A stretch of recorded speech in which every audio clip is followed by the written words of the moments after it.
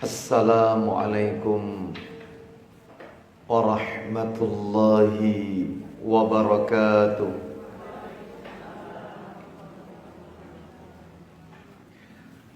Innal hamdalillah nahmaduhu wa nasta'inuhu wa nastaghfiruh wa na'udzu billahi min shururi anfusina wa sayyiati a'malina.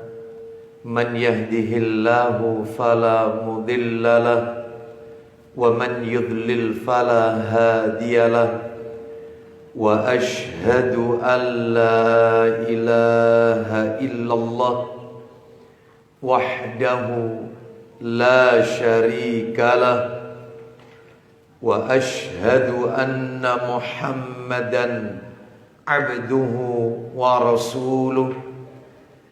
Ya ayyuhalladzina amanu taqullaha haqqa tuqatih wa la tamutunna illa wa antum muslimun.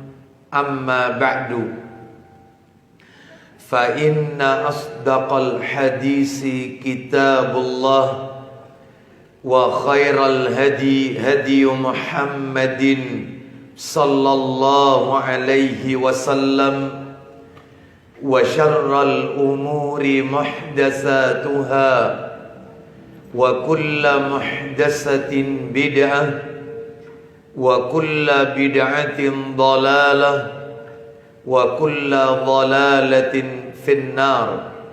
Akhwati fillah, ibu-ibu jamaah majelis taklim Masjid Ki Ageng Gribik Kota Malang yang semoga dimuliakan oleh Allah Subhanahu wa taala. Kepada segenap pengurus takmir Masjid Ki Ageng Gribik Kota Malang yang semoga dirahmati oleh Allah Subhanahu wa taala.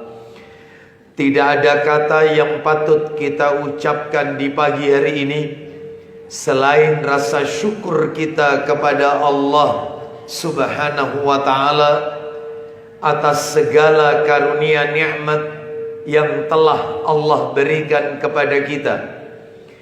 Di antara kenikmatan tersebut yang kita rasakan pada pagi hari ini adalah nikmat diberikannya kita kemudahan, kesempatan oleh Allah Subhanahu wa taala untuk talabul ilmi, menuntut ilmu di salah satu rumah Allah dari sekian banyak rumah-rumah Allah yang ada di muka bumi ini, yaitu Masjid Ki Ageng Gribik Kota Malang.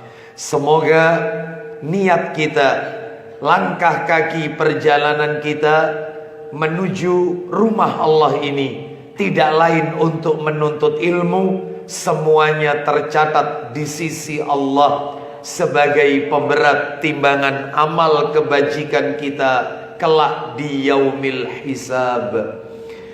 Ibu-ibu jamaah majelis taklim Masjid Ki Ageng Gribik Kota Malang rahimani wa rahimakumullah. Pagi hari ini kita akan lanjutkan pembahasan kita.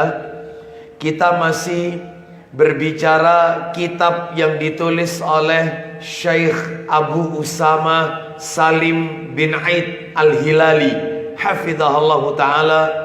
Kitab yang berjudul Mubtilatul A'mal fi Daw'il Qur'an fi Daw'il Qur'anil Karim wa Sunnah As-Sahihah Al-Mutahharah, yang sudah diterjemahkan ke dalam bahasa Indonesia. Penyebab rusaknya amal menurut Al-Quran dan As-Sunnah yang sahih. Menurut catatan saya, kita masih berada pada pembatal amal yang ketiga, perusak amal soleh yang nomor 3. Apa itu? Yaitu alman dan al-adha. Alman mengungkit-ungkit kebaikan atau undat-undat kebaikan, dan al-adha. Apa itu al-adha? Menyakiti hati orang yang diberi kebaikan, mengungkit-ungkit kebaikan dan menyakiti hati, perasaan si penerima orang yang diberi kebaikan. Nah ini, baik, saya yakin ibu-ibu sudah mencatat dalil-dalilnya. Dalil yang menunjukkan suka undat-undat itu dihapus amalannya oleh Allah. Ada berapa dalil ibu-ibu yang sudah kita catat, yang sudah kita pelajari? Ada berapa dalil? 3 apa 4? 4. Apa saja ibu? Yang pertama, firman Allah di dalam Al-Quran surat Al-Baqarah. Ayatnya ayat berapa? 262 sampai 264. Baik. Dan pada ayat itu saya jelaskan pula tentang perbedaan infak dan sedekah. Betul ibu-ibu? Betul ya? Lupa ibu-ibu? Ada kan catatannya? Ada kan ya?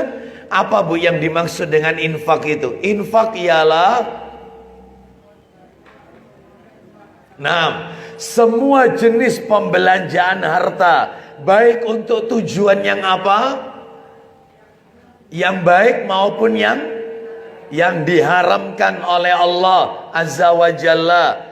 Jadi entah itu tujuannya untuk perkara yang baik atau perkara yang buruk sekalipun, selama harta itu dikeluarkan, itu namanya infak. Infak itu tidak harus mengarah kepada yang baik.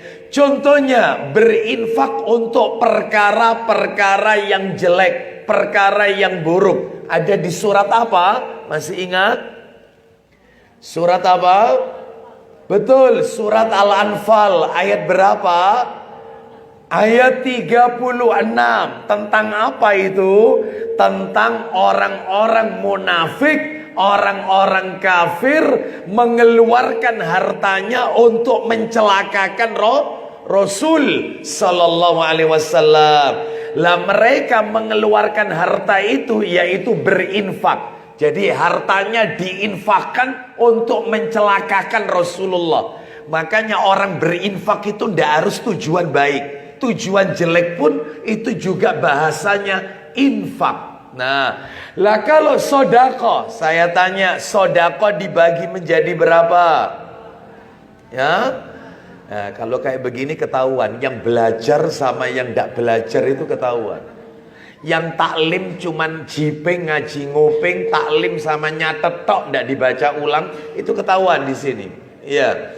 Makanya saya selalu memulai itu tak saya review lagi. Sodako dibagi menjadi berapa? 2. Ya. Sodako apa dengan sodako apa? Sodako wajib sama sodako sunnah. Sodako wajib itu maksudnya apa? Yang dimaksud sodako wajib itu apa maksudnya? Zakat. Dalilnya di mana sodako wajib itu? Surat apa? At-Taubah ayat berapa?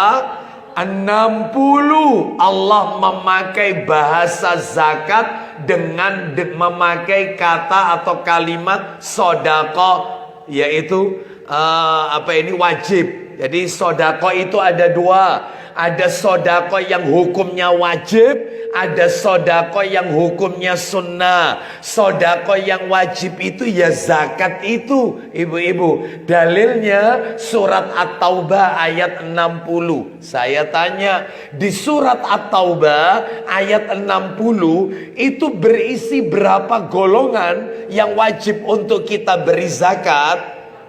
8 golongan. Apa saja? 1, fakir. Nomor 2, miskin. Nomor 3, amil zakat. Nomor 4, mu'allaf. Nomor 5, memerdekakan hamba sahaya atau budak. Nomor 6, gharim, orang yang banyak utang. Betul. 7 apa?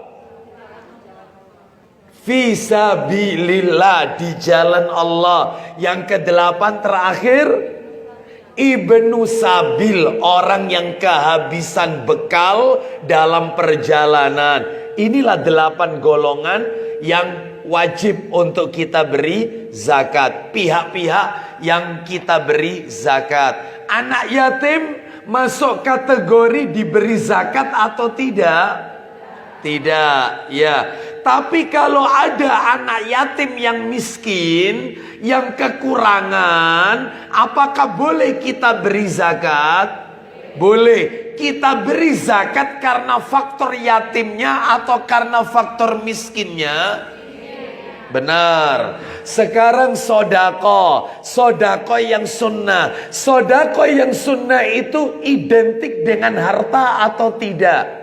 Tidak. Kullu ma'rufin sodako. Setiap kebaikan itu adalah sodako. Bisa ngasih contoh sodako sunnah yang bukan wajib kayak apa kira-kira?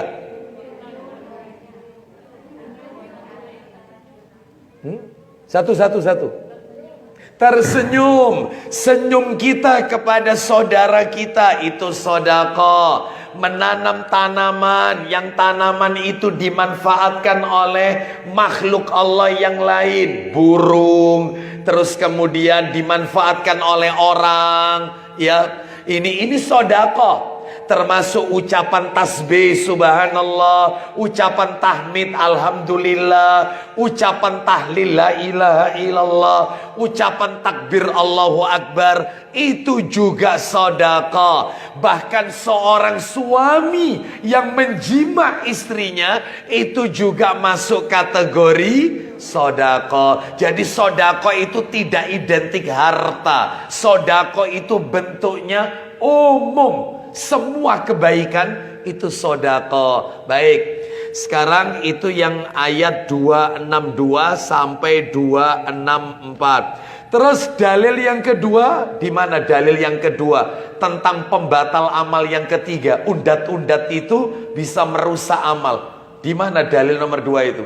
Dalam kitab apa? Sahih Targhib wa Tarhib nomor berapa? 2034. Dalil yang ketiga, Sahih Targhib wa Tarhib nomor berapa? 2513. Dan yang terakhir, yaitu yang keempat, Sahih Targhib wa Tarhib nomor 2000. Yang tadi 2500 berapa? Oh 11. Sekarang 2513. Dan yang berikutnya 2030. Sampai situ aja ya? Oh sampai situ aja ya, sama saja nggak apa-apa. Baik, sekarang kita lanjutkan ibu-ibu sekalian. Nah, pada pembahasan tentang ungkit atau mengundat-undat pemberian dan menyakiti perasaan si penerima kebaikan, di situ kami jelaskan intinya orang itu kalau suka undat-undat, ungkit-ungkit pemberian, itu ciri orang bakhil, ciri orang kikir. Jadi dia merasa takjub dengan pemberiannya. Ia merasa pemberiannya itu adalah perkara yang besar, meskipun sebenarnya kecil. Makanya itu ciri orang bakhil. Orang kalau suka undat-undat. Kamu kalau ndak karena saya, ndak mungkin kamu seperti ini. Siapa yang nolong kamu selama ini kalau ndak saya? Ini orang bakhil sebenarnya, orang kikir, orang pelit. Dia merasa telah banyak berjasa, padahal dalam hal ini Allah tentunya yang lebih berkuasa. Allah tentunya yang lebih banyak memberikan karunia nikmatnya kepada seorang hamba. Tapi karena karena dia bakhil, maka dia mengundat-undat, mengungkit-ungkit pemberian. Ya, baik. Nah, salah satunya yang saya jelaskan waktu itu, ternyata materi pembatal amal yang nomor 3 ini memberikan pelajaran kepada kita pentingnya memiliki jiwa ikhlas kepada Allah. Ikhlas. Pentingnya punya jiwa yang ikhlas. Nah ini ya, ini masih mereview ya, masih mereview ini, mengingatkan kembali. Ibu-ibu sudah tahu apa definisi ikhlas? Apa Bu? Salah satu aja. Ikhlas itu adalah, nah, yaitu mengkhususkan hak Allah berkenaan dengan tujuan dalam ketaatan. Hanya Allah saja. Beribadah hanya kepada Allah, meminta hanya kepada Allah, memohon pertolongan hanya kepada Allah, meminta perlindungan hanya kepada Allah, bukan kepada jin atau dukun. Menyembelih hanya ditujukan dengan menyebut nama Allah, dan karena Allah ngalah berkah, menuju mencari yaitu berkah dengan apa-apa yang telah Allah syariatkan saja, tidak kepada yang lain, semuanya hanya Allah. Ya, tidak boleh mempartnerkan Allah dengan makhluknya, menyandingkan makhluk selain Allah bersejajar dengan Allah. Nggak boleh, hilang semuanya, buang semuanya, hanya Allah Azza wa Jalla. Gitu ya. Iyyaka na'budu wa iyyaka nasta'in. Hanya kepadamu kami menyembah. Hanya kepada Allah. Dan hanya kepadamu kami mohon pertolongan. Maka kalau ada orang setelah sholat, dia kok pergi ke dukun, wong pinter, paranormal, melakukan kesirikan, itulah yang namanya Muslim kok mendua. Muslim mendua. Di sisi lain dia nyembah Allah, dia katakan iyyaka na'budu wa iyyaka nasta'in. Jelas ini. Tapi setelah sholat dia ke wong pinter. Muslim mendua, cacat akidahnya, batal amalannya. Ya, nggak sesuai dengan munafik, nggak sesuai dengan apa yang diucapkan. Itu ciri orang munafik. Makanya kalau sudah iyyaka na'budu, nah udah sudah, ngapain Pak? Nggak butuh wong pinter. Hanya Allah yang bisa memberikan solusi. Minta sama Allah Azza wa Jalla. Jadi ibu-ibu sekalian, ini menunjukkan mengkhususkan hak Allah dalam hal ketaatan. Termasuk definisi ikhlas adalah yaitu diantaranya menolong sesama namun tidak mengharap balasan, menyembunyikan amal baik sebagaimana menutup rapat keburukan. Ya, termasuk ketika suka memaafkan dan tidak mengingatnya kembali dengan kebencian. Itu ciri-ciri orang ikhlas. Definisi ikhlas. Sekarang saya akan tunjukkan, saya akan tanya lagi terakhir, ibu-ibu sekalian. Yang terakhir adalah kedudukan dan keutamaan ikhlas. Apa saja Bu keutamaannya ikhlas itu? Orang itu kalau ikhlas apa yang akan dia peroleh Bu? Nomor satu apa? Sebagai syarat amalnya itu diterima. Nomor dua akan mendapatkan apa? Nanti di hari kiamat, syafaat dari Rasulullah Sallallahu Alaihi Wasallam. Sudah saya jelaskan ya masalah syafaat ya waktu itu ya. Sudah. Terus yang nomor tiga apa Bu? Selamat dari apa? Belum? Oh sampai di situ aja. Oh ya. Baik, silakan bisa dilanjutkan sekarang, yaitu kedudukan dan keutamaan ikhlas. Orang itu kalau punya jiwa yang ikhlas, maka apa yang dia dapatkan? Nomor tiga sekarang lanjutannya dari bulan yang lalu. Yang ketiga adalah selamat dari jurang kemaksiatan kepada Allah. Selamat dari jurang kemaksiatan kepada Allah. Ya. Mohon maaf ibu-ibu sekalian, kalau ibu-ibu pengen tahu bukti bahwasannya orang itu kalau ikhlas, maka Allah akan hindarkan dosa maksiat, akan dihindarkan oleh Allah Azza wa Jalla. Contohnya Bu, contohnya adalah apa yang menimpa kepada Nabi Yusuf alaihissalam. Maaf ibu, beliau adalah seorang yang mukhlis, orang yang ikhlas karena Allah. Ya, Karena beliau orang yang ikhlas karena Allah, maka beliau dihindarkan oleh Allah dari bujuk rayu istri seorang pembesar waktu itu. Padahal kalau mau kita pikir dengan akal, Bu, sebenarnya momennya itu memungkinkan untuk melakukan itu. Jelas, satu, istri pembesar. Namanya istri pembesar, semua yang ada di bawah dia harus nurut sama dia. Istri pembesar ini, istri raja, permaisuri. Semua yang ada di bawah dia harus nurut perintah dia. Satu. Sedangkan istri ini meminta untuk berzina dengan, yaitu dia minta untuk melayani. Nabi Yusuf melayani dia. Ini memungkinkan kan? Karena istri pembesar. Yang kedua, cantik. Jelas. Apalagi namanya manusia, laki-laki. Bahkan disebutkan dalam ayat sebenarnya Yusuf juga ada kehendak itu, tapi karena dia orang yang ikhlas, Allah hindarkan. Manusia. Bagaimana lihat orang tampan, bagaimana orang lihat orang cantik, hasrat pasti ada. Nomor dua. Yang ketiga, tertutup rapat, nggak ada orang lihat. Memungkinkan, momennya jelas ini memungkinkan kondisinya. Terus kemudian yang keempat, dalam hal ini ada tekanan. Tetapi pada waktu itu Allah SWT menyelamatkan Nabi Yusuf alaihissalam. Karena apa? Karena beliau orang yang ikhlas kepada Allah. Mana dalilnya, Ustaz? Mana dalil yang menunjukkan orang itu kalau ikhlas Allah jauhkan dari maksiat, dari dosa, dihindarkan oleh Allah, diselamatkan. Pentingnya punya jiwa ikhlas. Mari kita dengarkan cerita tentang Nabi Yusuf yang tadi sempat saya sampaikan ringkas. Surat nomor 12, surat Yusuf. Dalilnya surat Yusuf ayatnya 24. Jelas sekali di sini. Mukhlasin, mukhlis, ya. Surat Yusuf surat 12 ayatnya 24.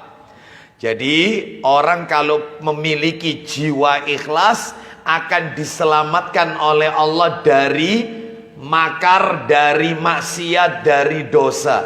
Dalilnya Allah Ta'ala berfirman, surat Yusuf ayat 2. Lihat ayat itu diakhiri dengan kalimat firman Allah Ta'ala, innahu min ibadinal mukhlasin. Silakan baca terjemahannya. Dan sungguh perempuan itu telah berkehendak kepadanya. Baik. Dan Yusuf pun berkehendak. Ulang lagi, kepadanya nya di sini dalam kurungnya dibaca. Ulang lagi dari awal. Dan sungguh perempuan itu telah berkehendak kepadanya, Yusuf. Terus. Dan Yusuf pun berkehendak kepadanya. Wanita ini sudah pengen betul sama Nabi Yusuf. Dan Nabi Yusuf pun juga ada perasaan sebenarnya. Laki-laki, Bu. Laki-laki. Melihat wanita cantik, wanita melihat laki-laki tampan dan seterusnya. Seperti itulah. Lanjut kemudian. Sekiranya, lanjut. Sekiranya dia tidak melihat tanda dari Tuhannya. Demikianlah. Kami palingkan darinya keburukan dan kekejian. Lihat, Allah palingkan Nabi Yusuf alaihissalam dari keburukan dan perbuatan zina. Kenapa? Jawabannya itu terakhir ini jawabannya. Kenapa? Silakan. Sungguh dia Yusuf termasuk hamba kami yang terpilih. Baik, itu terjemahannya mestinya terjemahan yang benar. Sungguh dia Yusuf termasuk hamba kami yang ikhlas. Nabi Yusuf dipelihara oleh Allah, dijaga dari keburukan dan perbuatan keji, yaitu zina. Karena beliau adalah hamba Allah yang ikhlas. Makanya pentingnya punya jiwa yang ikhlas supaya selamat dari maksiat. Nomor 4, orang yang ikhlas. Nomor 4, orang yang ikhlas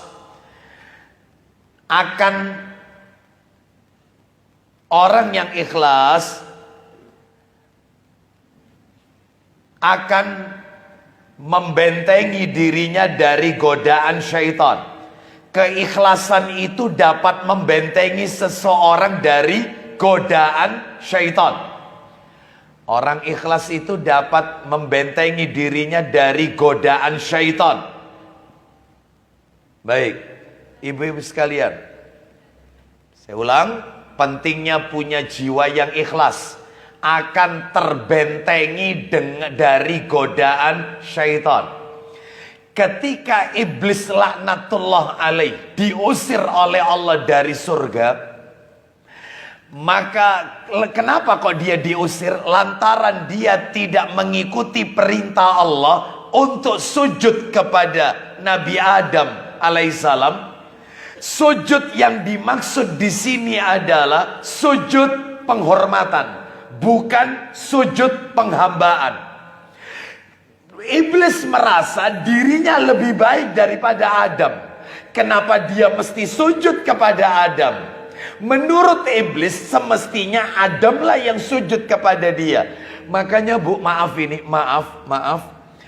Orang yang merasa dirinya itu lebih baik daripada orang lain, maka orang itu telah memegang keywordnya iblis. Jadi kalau kepingin menjadi pengikutnya iblis, itu keywordnya, kata kuncinya adalah saya lebih baik daripada dia. Sopo mana nih ke aku? Pengajian ini gak tak urusi, gak beres. Kabeh ku aku. Itu keyword masuk jadi pengikutnya iblis. Siapa saja di antara kita yang dia merasa lebih daripada yang lain, itu dia telah memegang kunci untuk jadi pengikutnya iblis. Jadi kata kuncinya, passwordnya, keywordnya itu adalah aku lebih baik daripada dia. Maka ketika iblis sombong, ujub, tinggi hati, dia merasa lebih baik daripada Adam, dia tidak mentaati perintah Allah, sombong, membangkang Allah, maka diusir, bukan hanya diusir, dilaknat sampai hari kiamat. Maka iblis berikrar kepada Allah. Nah, sebelum masuk materi kita nih, dia berikrar, akan aku sesatkan seluruh anak-anak Adam ya Allah. Bahkan aku akan jadikan maksiat itu terasa indah dalam pandangan mereka. Zina itu nikmat, minum khamr itu nikmat, selingkuh itu indah. Gitu ya. Ghibah, membicarakan aib orang itu enak, renyah. Apalagi bicarakan aib ustadznya, enak. Ya apa caranya? Semua dosa itu tak bikin enak, indah dalam pandangan manusia. Itu ikrar pertama. Ikrar yang kedua, iblis mengatakan, aku minta jatah yang menjadi teman-temanku nanti di neraka. Loh, iblis minta jatah Ustaz? Iya, iblis minta jatah. Memang berapa Ustaz jatahnya iblis yang akan menemani iblis di dalam neraka? Kata Qatadah dalam tafsir Ibnu Katsir, setiap 1000 orang anak cucu Adam yang akan menemani iblis dalam neraka 999 orang. Yang satu masuk surga. Di mana dalilnya Ustadz? Iblis minta jatah. Dalilnya An-Nisa 114. Ayo kita lihat. Iblis minta jatah dia kepada Allah. Aku minta bagianku. Surat nomor 4 An-Nisa ayat 118. An-Nisa 118. Allah Ta'ala berfirman. Silakan. Yang dilaknati Allah dan setan itu mengatakan. Yang dilaknati Allah, iblis, laknatullah alaih. Apa katanya? Aku pasti akan mengambil bagian tertentu dari hamba-hambamu. Aku pasti akan mengambil bagian tertentu, jatah tertentu dari hamba-hambamu. Ibu-ibu bisa lihat dalam tafsir Ibnu Katsir di juz yang kedua, ibu-ibu sekalian. Itu nanti ibu-ibu akan dapatkan keterangan dari Qatadah rahimahullah. Setiap 1000 anak Adam yang akan menjadi bagiannya iblis, jatahnya iblis, menemani iblis dalam neraka 999 orang. Setiap 1000-nya. Yang satu masuk ke surga. Mudah-mudahan kita semua hamba-hamba yang diselamatkan oleh Allah Azza wa Jalla. Mudah-mudahan kita semua termasuk penduduk surganya Allah Azza wa Jalla. Baik. Terus iblis juga berikrar, akan aku sesatkan semua hamba-hambamu kecuali. Lah ini pengecualian yang nggak bisa digoda iblis. Apa kata iblis? Iblisnya ngaku, kecuali hamba-hambamu yang ikhlas, aku nggak bisa. Lu jelas. Makanya orang kalau punya jiwa ikhlas nggak mungkin digoda setan, nggak mungkin. Mana itu dalilnya? Ayo dibuka Quran surat 15 Al-Hijr. Al-Hijr itu surat nomor 15, ayatnya 39. Al-Hijr ayat 39 dan 40. Al-Hijr ayat 39 dan 40. Allah Ta'ala berfirman. Tuh jelas sekali kan? Silakan. Iya, iblis berkata. Apa kata iblis ikrarnya? Nggak main-main dia. Serius ini ikrarnya iblis. Silakan. Tuhanku, oleh karena engkau telah memutuskan bahwa aku sesat, aku pasti akan jadikan kejahatan terasa indah bagi mereka di bumi. Akan aku jadikan kejahatan maksiat itu indah dalam pandangan manusia. Terus lanjut. Dan aku akan menyesatkan mereka semuanya. Ikrarnya. Terakhir poinnya ayat 40. Kecuali hamba-hambamu yang terpilih di antara mereka. Baik, terjemahan yang benar, kecuali hamba-hambamu yang ikhlas di antara mereka. Illa ibadaka minhumul mukhlasin. Siapa itu mukhlasin? Orang-orang yang ikhlas. Gak akan digoda syaitan. Ya. Sekarang yang nomor 5, keutamaan orang kalau memiliki jiwa yang ikhlas. Yang kelima adalah keikhlasan dapat mengantarkan seseorang. Keikhlasan dapat mengantarkan seseorang untuk mendapatkan kenikmatan surga.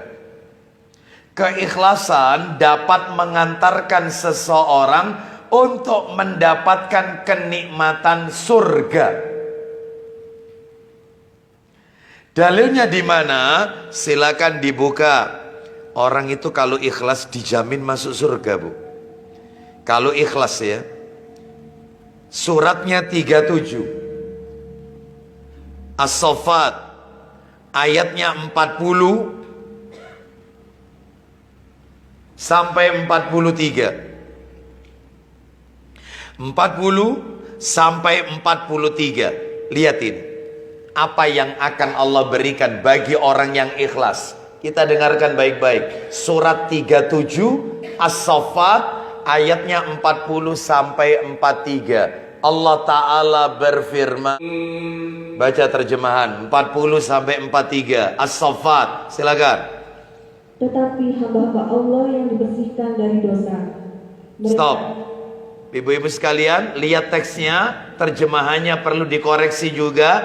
Illa ibadallahil mukhlasin. Arti yang benar, tetapi hamba-hamba Allah yang ikhlas. Nah itu, mukhlasin, yang ikhlas. Ayo diulang lagi terjemahannya, sudah dikoreksi. Tetapi hamba-hamba Allah yang ikhlas. Baik, ayat 41-nya mereka akan dapat apa? Mereka itu memperoleh rezeki yang sudah ditentukan. Ayat 42-nya yaitu buah-buahan, dan mereka orang yang dimuliakan. di mana itu, Bu? Dapat rezeki, buah-buahan dan seterusnya. Di mana? Di dalam surga-surga yang penuh kenikmatan. Itu ayat 43-nya yang menjawab, ya. Makanya orang kalau ikhlas dapat rezeki berupa buah-buahan dan kenikmatan-kenikmatan di mana? Di dalam surga. Mudah-mudahan kita termasuk orang-orang yang ikhlas, mukhlasin. Kita lanjutkan yang nomor 6, terakhir, penutup sebelum masuk materi berikutnya ini ya. Jadi yang keenam, apa yang akan diperoleh bagi orang yang ikhlas? Yang keenam adalah keikhlasan. Keikhlasan dapat mengantarkan seseorang.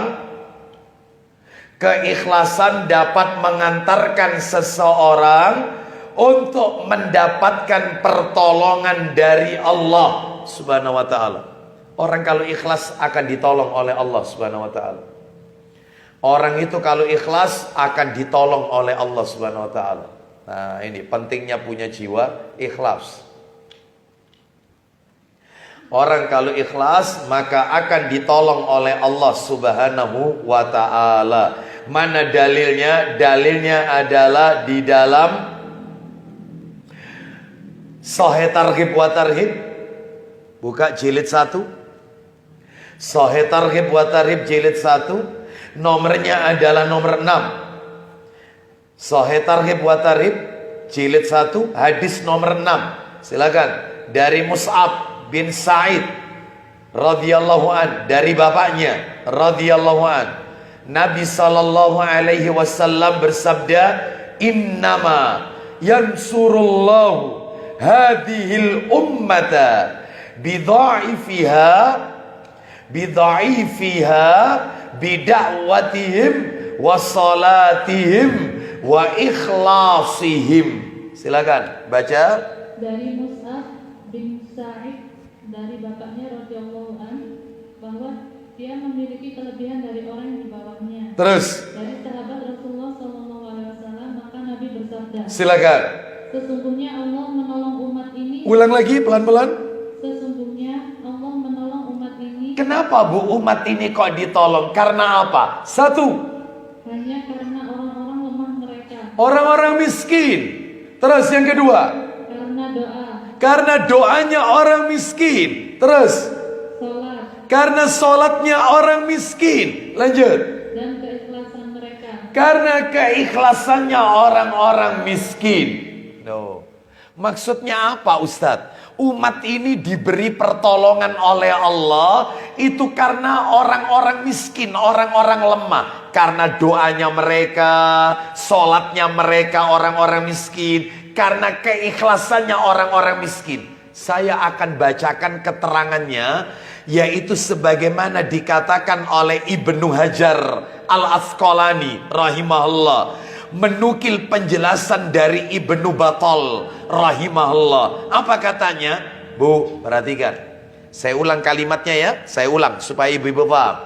Nabi mengatakan, umat ini, Islam, umat ini ditolong oleh Allah karena orang-orang miskin di sekitar kita. Karena doanya mereka, karena sholatnya mereka, karena keikhlasan mereka dalam beribadah. Mereka Bu, jasanya mereka. Iya.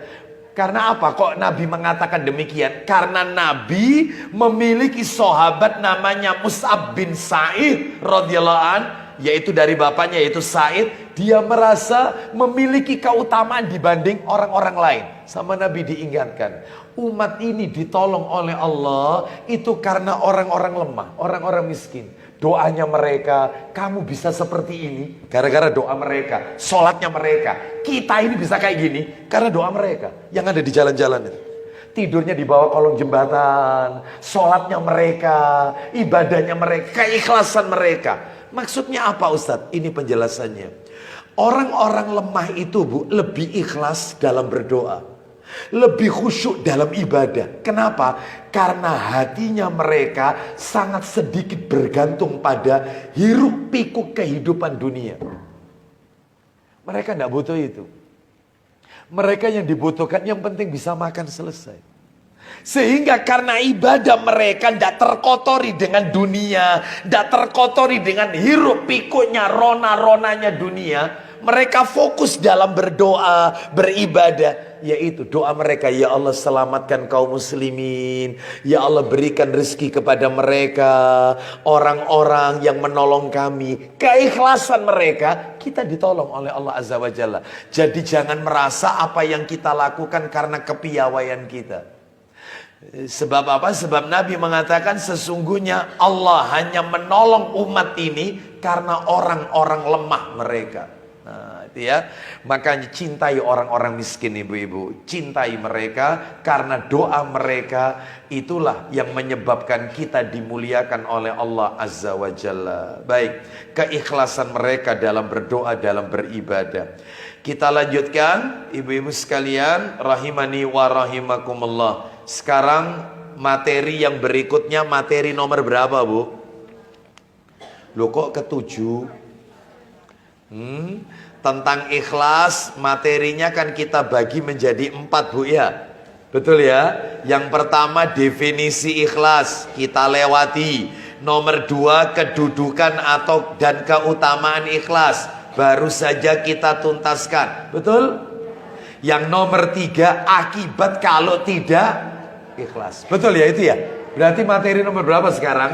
3. Sedangkan materi terakhir penutup tips kiat-kiat agar ikhlas. Tips kiat-kiat agar kita memiliki jiwa yang ikhlas. Supaya jadi orang ikhlas itu apa kiat-kiatnya? Itu materi nomor terakhir, nomor 4. Sekarang kita bahas materi yang nomor 3. Kita tuntaskan hari ini. Yang nomor 3 adalah akibat orang kalau tidak ikhlas. Orang itu kalau tidak ikhlas, apa akibatnya? 1. Yang pertama ini, cuman ada 3 saja Bu. Cuman ada 3 saja. Yang pertama ini. Amalnya tidak diterima oleh Allah. Rugi. Capek-capek beribadah tidak diterima oleh Allah. Energi terbuang, harta terbuang, ternyata terhapus. Kenapa? Karena ibadahnya terkotori dengan ria, pengen dilihat orang, tidak karena Allah, tapi karena manusia. Ibadahnya terkotori dengan sum'ah, pengen didengarkan orang amalnya. Loh, ibadahnya terkotori dengan undat-undat, ungkit-ungkit pemberian.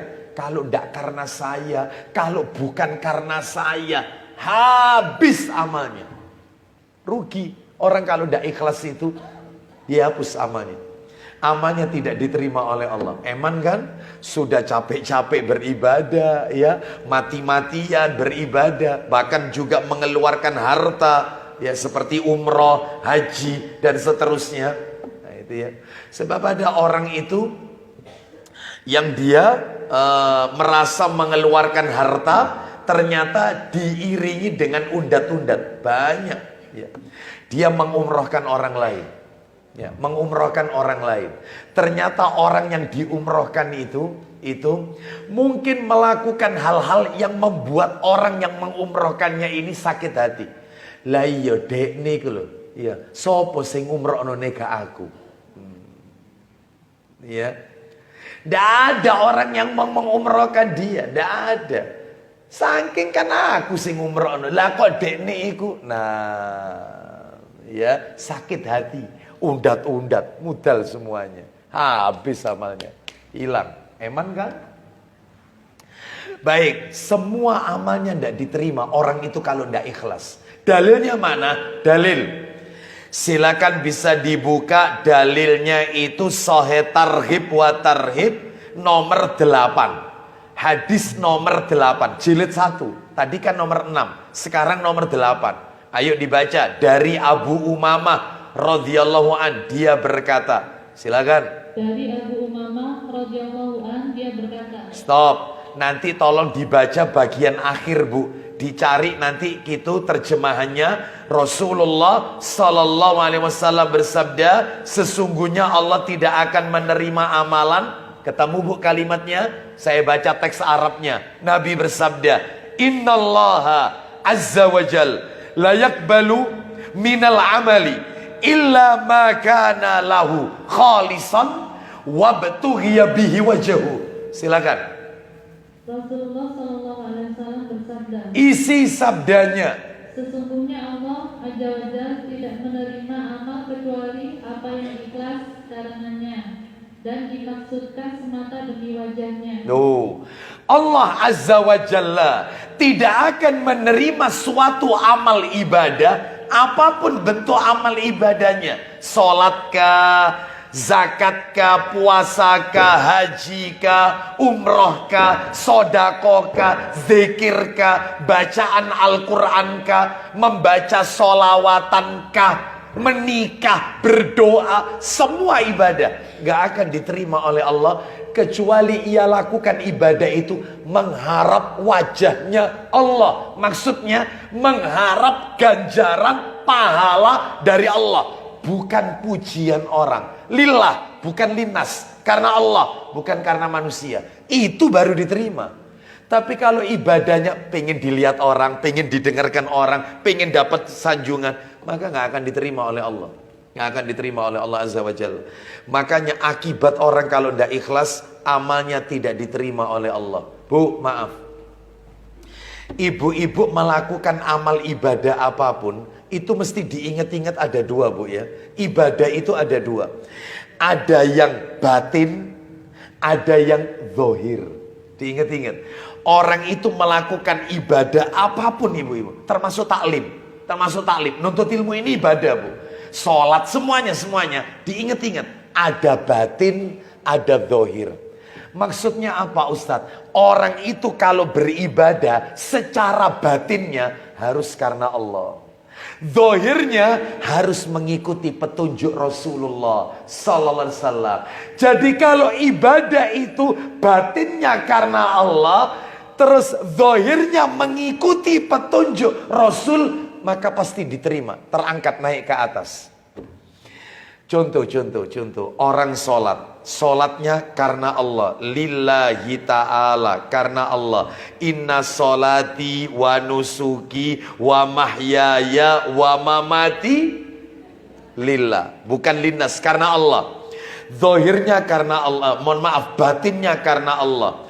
Terus zahirnya, tata cara sholatnya mengikuti petunjuk Rasul. Mulai takbiratul ihramnya, mulai dari sedekapnya, mulai rukuknya, i'tidal, sujud, dan seterusnya sampai salam. Mengikuti petunjuk Rasul, maka sholatnya pasti diterima oleh Allah. Zahir plus batinnya. Ada orang itu, Bu, sholatnya, maaf ini, sholatnya, Masya Allah, Allahu Akbar. Bagus. Tata caranya sudah benar. Mengangkat telapak tangan, takbiratul ihram sejajar dengan bahu atau daun telinga, lalu bersedekap di dada. Masya Allah. Tapi dalam hatinya pengen dilihat mertua,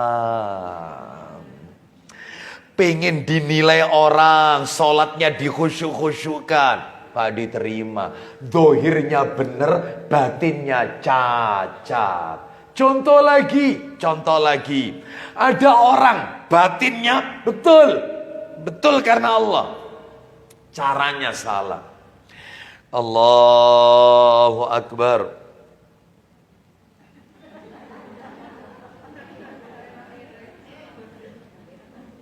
Ya, baik. Terus memejamkan mata. Allah. Kan tidak boleh orang itu sholat memejamkan mata, kecuali terkondisikan, tunanetra, mohon maaf. Terus kan nggak boleh sholat baca dalam hati, minimal bibir digerakkan. Karena apa? Karena sholat itu harus diucapkan, bukan dalam hati. Nggak sah sholatnya.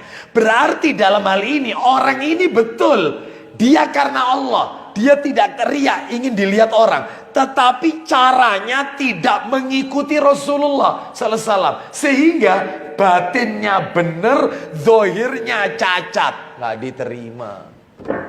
Makanya orang itu beribadah apapun, zahir sama batin, batin dan zahir sama-sama.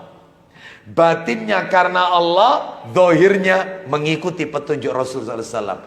Sama para alim ulama, salah satunya yang dikatakan oleh Al-Imam Ibnul Qayyim Al-Jauziyah rahimahullah, beliau mengatakan diibaratkan seperti dua sayap burung. Mana mungkin burung itu bisa terbang tinggi dengan satu sayap? Nggak mungkin. Nggak mungkin. Burung itu bisa terbang tinggi dengan dua sayap, termasuk amalan. Amalan kita akan diterima, naik, terangkat ke atas, diterima Allah dengan zahir, maaf, batin, zahir. Zahir, batin. Ikhlas karena Allah, mengikuti petunjuk Rasul. Ya terbang, diangkat, diterima oleh Allah. Ria, ngikuti Rasul, nggak terima, pincang. Sudah, ngikuti sunnah Rasul tapi ria, atau ikhlas tapi bid'ah, melakukan amalan yang Nabi tidak pernah contohkan, nggak bisa. Makanya kalau ingin diterima oleh Allah, zahirnya, batinnya, ikhlas karena Allah dan mengikuti petunjuk Rasul, baru diterima. Jelas sampai di sini? Oleh karena itu orang kalau tidak ikhlas amalnya tidak diterima. Menjaga keikhlasan itu susah ibu-ibu. Susah. Banyak orang yang tampilan luarnya seakan-akan ikhlas, tapi kita tidak tahu hatinya orang. Makanya ibu-ibu jangan tergiur dengan penampilan luar alias casing. Jangan. Ya, ibu-ibu begitu lihat ada anak tatoan, ya, tatoan tangannya tatoan, sampai leher tatoan. Terus ibu-ibu dalam hati, neraka koyo ini. Tak boleh. Kita nggak tahu hati orang, ibu-ibu sekalian, ya. Seperti itu. Begitu ibu-ibu lihat, ih soleh banget, Masya Allah, aku banget, gitu katanya ya. Kok soleh ya, Masya Allah syar'i. Belum tentu. Masih ingat cerita 3 orang yang pertama kali masuk neraka? Masih ingat? Orang yang pertama kali masuk ke dalam neraka, sebelum orang lain masuk neraka, penduduk neraka pertama ada 3 orang ini. Siapa mereka? Nanti saya akan sampaikan. Kita lanjutkan dulu aja. Nomor 2. Nah, ini nomor 2. Yang nomor 2, akibat kalau tidak ikhlas, akan menjadi makhluk Allah pertama, akan menjadi makhluk Allah yang pertama, yang kulitnya merasakan api neraka. Ya, ini yang mau saya jelaskan. Tadi sudah saya singgung. Saya ulang. Akan menjadi makhluk Allah yang pertama, yang kulitnya merasakan api neraka. Sebelum penduduk neraka yang lain masuk, 3 orang ini masuk duluan, Bu. Orangnya cuma, dan ibu-ibu akan kaget. Siapa orangnya? 1, bisa ditulis. 1, orang yang mati syahid. Syuhada, Bu. Penduduk neraka pertama. Mati syahid. Nomor 2, Bu. Ustadz. Garis miring, ustadzah. Garis miring, kiai. Ya. Apalagi, Bu? Ustadz, ustadzah, kiai. Garis miring apa? Ya, Habib, ya sudahlah, kurang lebih. Plus ahli baca Al-Quran, qori. Ahli baca Quran. Plus ahli baca Al-Quran. Ya. Yang ketiga terakhir, orang yang penduduk pertama neraka, sebelum orang lain masuk neraka, dia dulu masuk duluan. Yang ketiga, orang kaya yang dermawan. Kaya dermawan. Kok bisa nasibnya pertama kali masuk neraka? Buka Sahih Targhib wa Tarhib. Nomornya 22. Ayo dibuka. Sahih Targhib wa Tarhib nomor 22. Dari sahabat Abu Hurairah radhiyallahu an. Silakan. Ayo dibaca. Dari Abu Hurairah radhiyallahu an, dia berkata, Ya. aku mendengar Rasulullah SAW bersabda, Naam, terus? sesungguhnya manusia pertama yang diputuskan perkaranya pada hari kiamat adalah seorang laki-laki yang mati syahid. Terus? Dia dihadapkan, lalu Allah menunjukkan kenikmatan-kenikmatannya kepadanya. Lanjut. Maka dia pun mengenalinya. Terus? Allah bertanya, Apa kata Allah? Padahal Allah Maha tahu. Allah hendak menguji kejujuran orang ini. Apa kata Allah kepada orang itu? apa yang telah kamu lakukan padanya? Apa jawaban orang yang mati syahid itu, Bu? Orang itu menjawab, Silakan. aku berperang karenamu sehingga aku mati syahid. Duh, aku berperang membela agamamu ya Allah, sehingga aku mati syahid. Apa katanya Allah? Allah berfirman, Silakan. kamu dusta. Dusta. Terus? Akan tetapi kamu berperang agar dikatakan fulan pemberani, dan itu telah dikatakan. Baik. Kau berperang karena ingin disebut orang yang gagah berani ketika berperang. Dan gelar itu telah kau nikmati. Bu, makanya kalau lihat orang jangan penampilan luar. Kelihatannya, wih, orang ini berperang, membela agama Allah. Kita nggak tahu hatinya orang. Ternyata hatinya orang itu adalah kepingin dapat pujian, sanjungan kalau dia ini gagah berani dalam peperangan. Duh, mahir dalam berperang. Ternyata hatinya terselip riak, Bu, ternyata. Makanya jangan tergiur sama casing. HP itu jadi bagus karena casing. Awalnya HP biasa-biasa saja, jadul. Tapi karena casingnya bagus kelihatan, jangan tergiur. Kita nggak tahu hatinya orang, ibu-ibu sekalian. Terus lanjut, teruskan, silakan. Ayo. Kemudian diperintahkan agar dia diseret di atas wajahnya. Terus Lalu dia pun diseret di atas wajahnya sehingga dia dicampakkan ke dalam neraka. masuk neraka. Orang yang nomor 2, penduduk neraka yang kedua. Silakan. Dan seorang laki-laki yang belajar dan mengajarkan ilmu serta membaca Al-Quran. Orang yang belajar dan mengajarkan, ustadz berarti, dan mengajarkan Al-Quran, qori berarti, termasuk ahli baca Quran. Lanjut. Dia dihadapkan lalu Allah menunjukkan kenikmatan-kenikmatannya kepadanya. Dan dia akui. Lanjut. Maka dia pun mengenalnya. Terus Allah bertanya, apa kata Allah kepada orang yang kedua ini? apa yang telah kamu lakukan padanya? Apa jawaban orang itu? Orang itu menjawab, aku belajar dan mengajarkan ilmu serta membaca Al-Quran karenamu. Terus apa jawaban Allah? Allah berfirman, kamu dusta. Kadzabta, kamu dusta. Kenapa kata Allah Azza wa Jalla? Akan tetapi kamu belajar agar kamu dipanggil alim. Alim, ustadz. Ya, seperti itu, gila sama gelar. Ya, LC-nya, MA-nya, doktornya, profesornya. Nggak usah. Ya, ibu-ibu sekalian. Nah, terus lanjut, silakan. Dan kamu membaca Al-Quran agar dipanggil qori. Ahli baca Quran. Dan gelar itu telah kau nikmati. Terus lanjut. Dan itu telah dikatakan. Kemudian diperintahkan agar dia diseret di atas wajahnya. Muka telungkup, lanjut.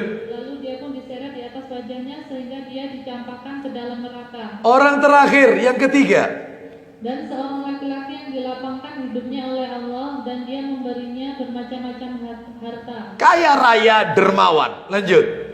Dia dihadapkan lalu Allah menunjukkan kenikmatan-kenikmatannya kepadanya. Dan dia akui itu. Lanjut. Maka dia pun mengenalnya. Terus Allah bertanya, apa kata Allah kepada si fulan itu? apa yang telah kamu lakukan padanya? Terus Orang itu menjawab, tidak ada jalan di mana engkau ingin diinfakkan padanya kecuali aku berinfak padanya demi engkau. semuanya sudah aku infakkan ya Allah kepada fakir miskin, anak-anak yatim, semuanya. Lanjut. Allah berkata, kamu dusta. Kadzabta, kenapa? Akan tetapi kamu melakukan itu agar dikatakan dia itu dermawan. Terus Dan itu telah dikatakan. Kemudian diperintahkan agar dia diseret di atas wajahnya. Lalu dia pun diseret di atas wajahnya sehingga dia dicampakkan ke dalam neraka. seperti itu ibu-ibu sekalian ya. Ini menunjukkan adalah mereka orang-orang yang riya dalam beramal, ibu-ibu sekalian. Baik. Coba Bu, dibaca bagian belakangnya, teruskan. Itu ada hadis yang berikutnya di bawahnya. Terus itu dibaca di terjemahan yang berikutnya di nomor 22, tetap nomor 22. Itu nanti ibu-ibu coba ditemukan kalimat kemudian Rasulullah SAW memukul lututku, maksudnya lutut kuku di sini Abu Hurairah si pembawa hadis. Lalu beliau bersabda, wahai Abu Hurairah, 3 orang itulah makhluk Allah pertama yang akan dibakar oleh Allah oleh api neraka pada hari kiamat. Itu ada itu di kalimat itu. Ya. Ada itu di situ di kalimat itu. Di alinea kemudian Rasulullah memukul lututku lalu bersabda. Ketemu ibu-ibu? Enggak ketemu? Teruskan aja. Ya, itu terus. Itu nanti dicari di situ di tengah-tengah. Baik. Sambil dicari ya saya baca ulang. Nabi menambahkan, kemudian Rasulullah memukul lututku lalu bersabda, wahai Abu Hurairah, 3 orang itu adalah makhluk Allah pertama yang dibakar oleh api neraka pada hari kiamat. Kesimpulannya, kalau ibu-ibu ditanya siapa penduduk neraka yang pertama kali masuk, jawabannya orang yang riya. Penduduk pertama neraka. Nanti ketemu itu nanti di situ. Baik, sekarang saya lanjutkan terakhir, akibat kalau tidak ikhlas. Nomor 3. Nomor 3, akibat kalau tidak ikhlas, tidak akan mendapatkan aroma wanginya surga. Tidak akan mendapatkan aroma wanginya surga. Jangankan masuk surga bu, wanginya tok nggak dapat. Orang itu kalau tidak ikhlas. Sedangkan wanginya surga itu baru tercium dari jarak perjalanan yang sangat jauh. Disebutkan dalam riwayat 70 tahun. 70 tahun sebelum masuk surga.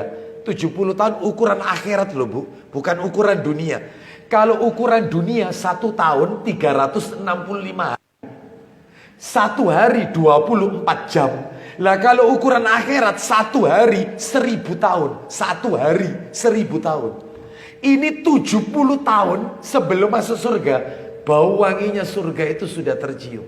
Ini ada orang-orang yang gak dapat wanginya surga. Salah satunya orang yang tidak ikhlas kepada Allah. Gak ikhlas. Ibadahnya bukan karena Allah, karena selain Allah. Mana dalilnya? Buka Sahih Targhib wa Tarhib jilid 1 nomor 105. Ayo nomor 105. 105. Sahih Targhib wa Tarhib nomor 105. Ayo dibaca dari Abu Hurairah radhiyallahu an, dia berkata, ya. Rasulullah sallallahu alaihi wasallam bersabda, Man ta'allama ilman mimma yubtagha bihi wajhullahi azza wajal. Silakan. barang siapa mempelajari ilmu yang semestinya dicari karena wajah Allah. Stop. Barang siapa yang mencari ilmu agama, ilmu syar'i yang semestinya ia lakukan untuk mencari wajah Allah, maksudnya mencari pahala dari Allah, mestinya ikhlas, mestinya ikhlas. Ternyata la yata'allamuhu illa liyusiba bihi aradhan minad dunya. Namun Tetapi dia tidak mempelajarinya kecuali demi mendapatkan manfaat dunia. tuh, nuntut ilmunya ingin mencari keuntungan dunia. Contohnya kayak apa Ustadz? Supaya jelas. Nuntut ilmu sambil berdagang. Nggak boleh. Hati-hati. Nuntut ilmu sambil jualan. Tolong ditata dulu. Saya ini pergi ke taklim tujuannya apa? Nuntut ilmu, selesai. Perkara dia nanti bawa dagangan, nggak apa-apa.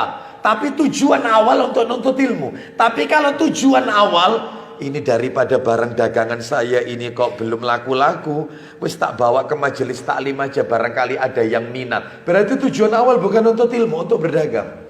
Maka orang yang seperti ini, maka dia yaitu tidak akan mendapatkan aroma wanginya surga. Makanya hati-hati. Makanya orang kalau nuntut ilmu, tujuan awal nuntut ilmu, sambil dia membawa barang dagangan, silakan. Yang penting ketika taklim dimulai, tutup. Tidak ada transaksi apa-apa. Seperti itu. Dan dia fokus untuk belajar ilmu agama. Seperti itu. Jika ada pembeli datang, maka yaitu tidak ia hiraukan. Maaf, lagi taklim. Baru bisa saya layani setelah taklim. Ini tidak. Tetap dia layani. Misalnya dia sambil di luar, ya di luar masjid, di area parkir dan seterusnya, dia tetap memang dengarkan, tapi tetap menjuali. Nggak bisa. Gak bisa, salah niat Anda salah niat. Anda ke masjid, Anda datang ke majelis itu untuk apa? Nuntut ilmu, selesai, tutup semuanya. Taklim. Seperti itu. Begitu taklim selesai, masih ada tanya jawab, belum kelar, maaf. Setelah kajian baru kita layani. Seperti itu. Sebab kalau tidak, maka dia tidak akan mendapatkan aroma wanginya surga. Hati-hati. Termasuk bisnis online, sambil taklim sambil online, gak boleh. Ya, nggak boleh.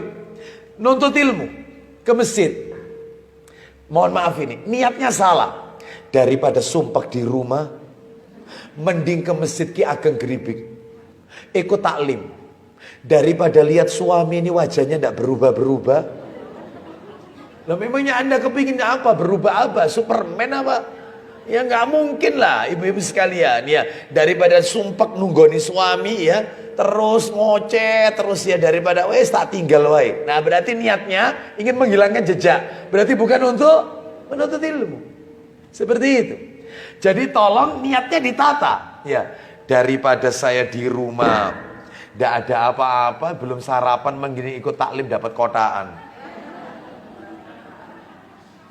Ya, seperti itu niatnya. Makanya orang nuntut ilmu itu niatnya macam-macam ini. Macam-macam. Ya kita berdoa mudah-mudahan niatnya adalah untuk menuntut ilmu. Bukan selain daripada itu. Hati-hati, menjaga niat ini penting ibu-ibu sekalian. Sebab kita itu diberi pahala atau tidak, dikasih ganjaran oleh Allah atau tidak, amalan kita diterima oleh Allah ataukah tidak, diridhoi oleh Allah atau tidak, semua bergantung niat. Ya. Dalil, lanjut teruskan, belum kelar. Orang kalau nuntut ilmunya tidak karena Allah, lanjut. Lam yajid arfal jannati. Silakan. Maka pada hari kiamat dia tidak mendapatkan wangi surga, yakni aroma surga. Nah, dia di hari kiamat tidak akan mencium aroma wanginya surga. Jangankan masuk surga, wanginya tok nggak dapat. Baik ibu-ibu sekalian, sekarang ibu-ibu tak kasih amalan-amalan, tak tambahkan. Dicatat saja, boleh dicatat, boleh tidak. Orang-orang yang tidak dapat mencium aroma wanginya surga, Bu. Orang-orang yang tidak dapat mencium aroma wanginya surga, itu ada 6 ibu-ibu. 6. Mohon maaf, 7, maaf, bukan 6, 7. 7 orang yang tidak dapat mencium aroma wanginya surga. Hati-hati, 7 orang. Mudah-mudahan kita tidak termasuk di dalamnya. 7 orang. Siap ya? 1. Yang pertama ini, orang-orang yang gak dapat mencium aroma wanginya surga. Yang pertama, orang yang menisbatkan nasabnya,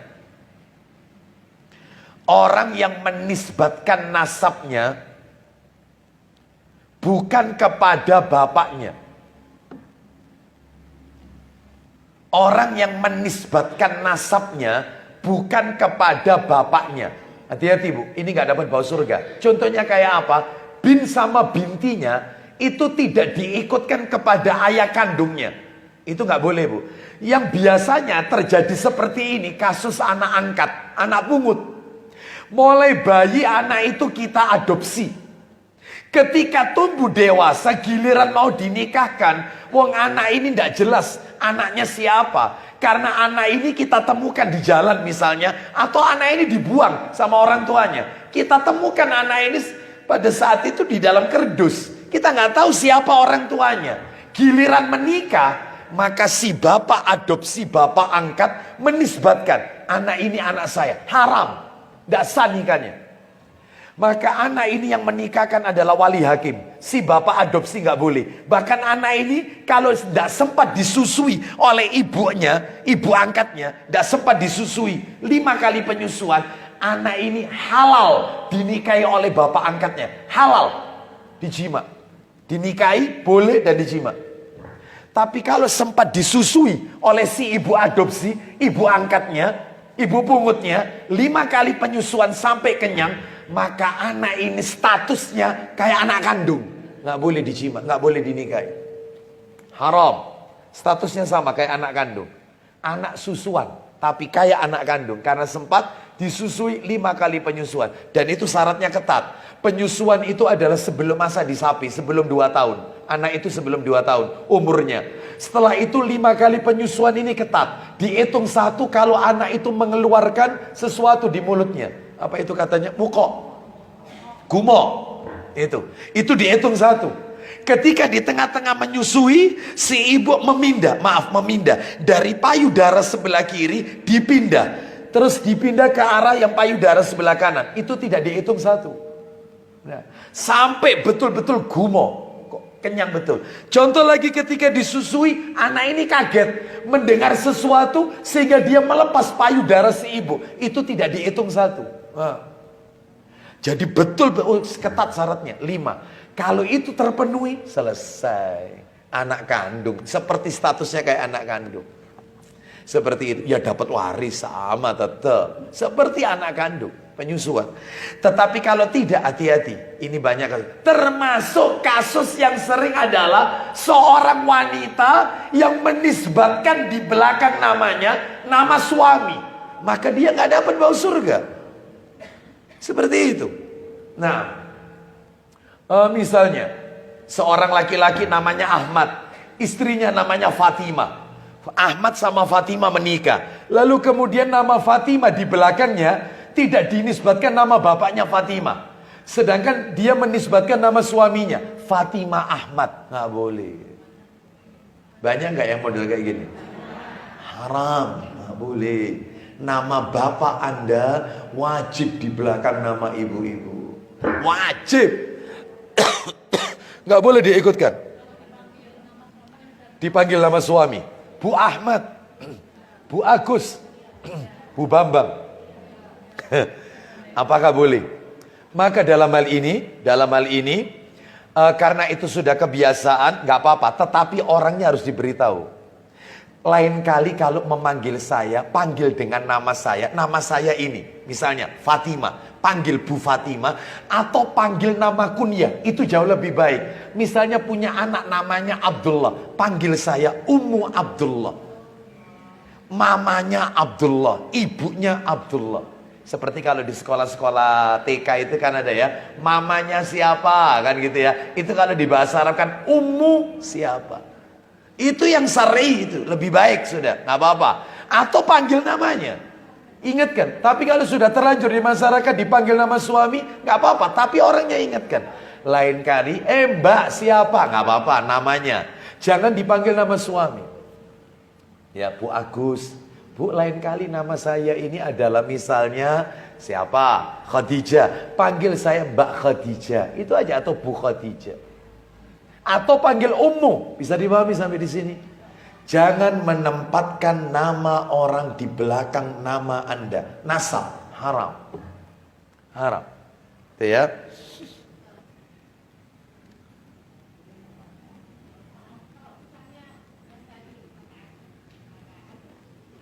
Adopsi.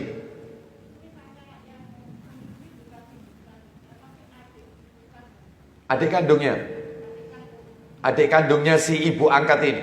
Gak apa-apa, jadi ponaan susuan. Keponakan susuan. Gak sampai apa? Oh, enggak berlaku.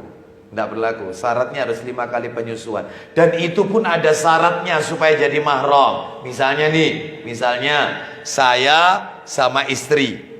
Saya sama istri saya sepakat ingin mengadopsi anak. Tanya dulu, sepakat, runding dulu. Anak yang mau kita adopsi ini anak laki atau anak perempuan. Kalau misalnya disepakati yang mau diadopsi itu anak laki-laki, adopsi, maka caranya supaya nanti anak adopsi ini sama istri saya, ketika anak ini tumbuh dewasa, lihat istri saya ndak pakai jilbab, halal, salaman sama istri saya, halal. Caranya tak ambilkan dari saudaranya istri saya yang lagi menyusui, tak susukan anak itu, sehingga sama istri saya statusnya ponaan susuan, halal, selesai, aman. 5 kali penyusuan. Paham? Kalau saya sama istri setuju, anak wedok aja, anak perempuan aja. Taib. Kalau anak perempuan, tak ambilkan dari saudara saya, bukan istri. Saudara saya yang perempuan, yang lagi menyusui, biar disusukan anak itu. Sehingga anak ini jadi ponaan saya, ponaan susuan. Sama adik saya, anak susuan. Sama saya, ponaan susuan. Gak apa-apa salaman tangan. Umroh bareng sama saya gandengan gak apa-apa. Gak apa-apa. Sak kamar dengan saya gak apa-apa. Karena disusui sama adik saya. Paham? Jadi dilihat laki sama atau perempuan. Kalau perempuan ambil dari istri.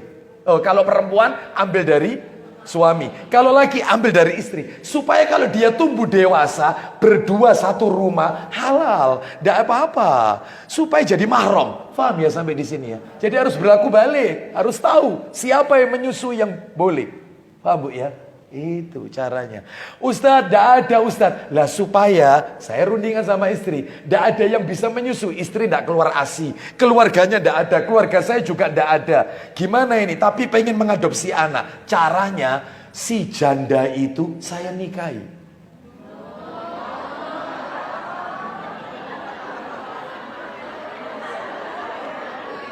Loh, kenapa? Kenapa? Ada masalah? Ada masalah?